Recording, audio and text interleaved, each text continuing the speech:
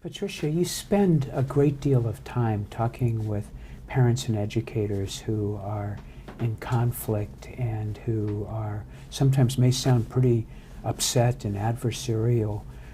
Are there techniques, ways that you approach those situations that can create a more collaborative tone, a more openness to working together?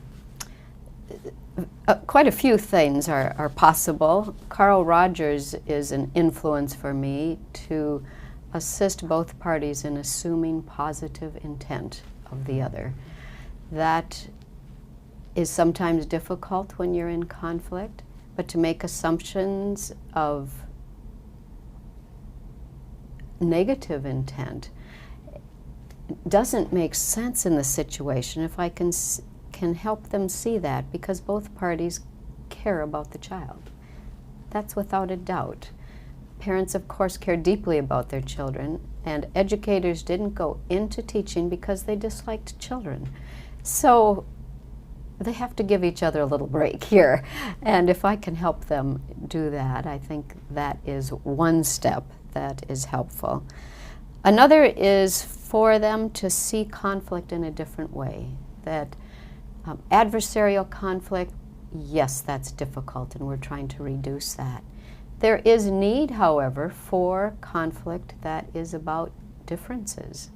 We need those differences to have an effective meeting. If everyone agreed, what would be the point? You know, we want these different perspectives throughout the meeting. So to accept the difference and discuss it and figure out what's good or may not work, that can be more of a grounded kind of conversation than just attacking the other person's idea. So to see conflict in a different way that it's needed, it's natural, and it's necessary. I can promote some of that when I'm talking with them. One other thing, which is what we heard from our evaluations, is how often conflict is about poor communication, misunderstanding. So if I can be crystal clear, at least, in what I'm saying and having them be the same, I can model a way to do that.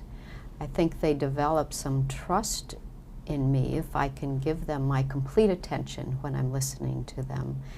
I can clarify what they say and make sure I fully understand.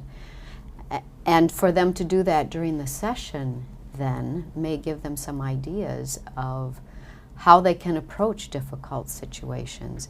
It doesn't have to make you crazy.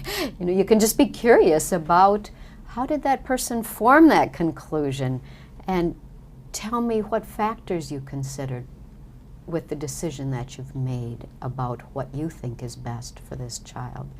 So all of those things, I think staying calm is another factor, and I'm told I have a calm voice.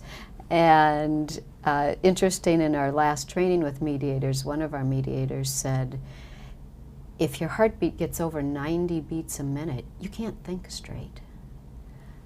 That's interesting research. I got to look at that a little bit more. And so staying calm is part of being effective. And if they can do that during the session, that may be helpful to them too. So I think it's that modeling and that full attention to them, listening below the words. It's kind of a way to put it, that I'm not distracted when I'm listening and can give them my full attention. So all of those different ways, I think, can make an impression on people feeling a little more ready to go into a session and not have to get so highly emotional and adversarial that they can't think.